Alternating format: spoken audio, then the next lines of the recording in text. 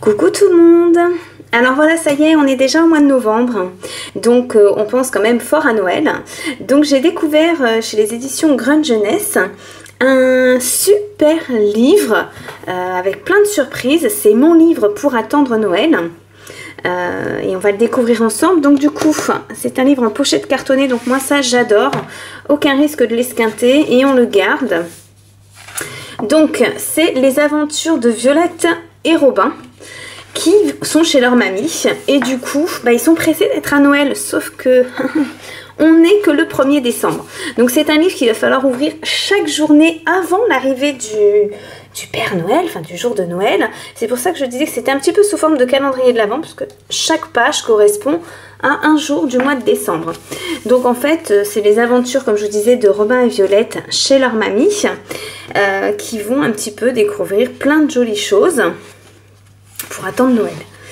Donc on commence, alors dans certaines régions il neige, c'est vrai que chez nous on n'a pas trop la chance d'avoir la neige en bord de mer, mais voilà, on peut se dire que le 2 décembre, on va faire une petite balade en forêt, on va ramasser des branches de houx pour décorer la maison, voilà, c'est ce qui est indiqué, on fait des bonhommes de neige, et puis le 4 décembre par exemple, à l'école la maîtresse décore aussi.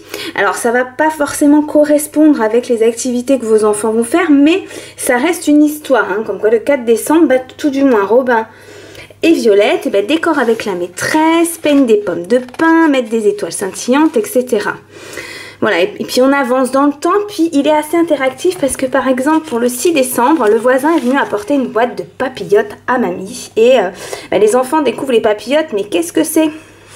Puis les papillotes, on voit qu'on peut les partager, que ça fait des petits bruits de pétard, etc. Donc c'est super sympa. Voilà, donc il y a ces petits rabats, pas sur toutes les pages, mais sur certaines pages, il y en a, donc c'est assez sympa. Donc on fabrique la couronne de Noël, on commence à décorer. Donc chez cette famille, c'est le 10 décembre que l'on décore le sapin. Donc le sapin n'est pas fait, puis hop, il est fait pour le 11 décembre.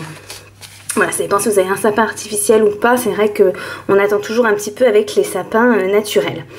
Voilà, donc dans cette famille, on chante des chants de Noël aux alentours du 12-13 décembre, voilà, etc., etc. Donc en fait, chaque jour, voilà, le 16 décembre, on rêve des cadeaux qu'on a commandés au Père Noël, on s'imagine tous les trésors qu'il va y avoir dans la chambre et on commence à ranger sa chambre pour accueillir les nouveaux jouets. Voilà, donc il y a plein de petites choses qui se mettent en place.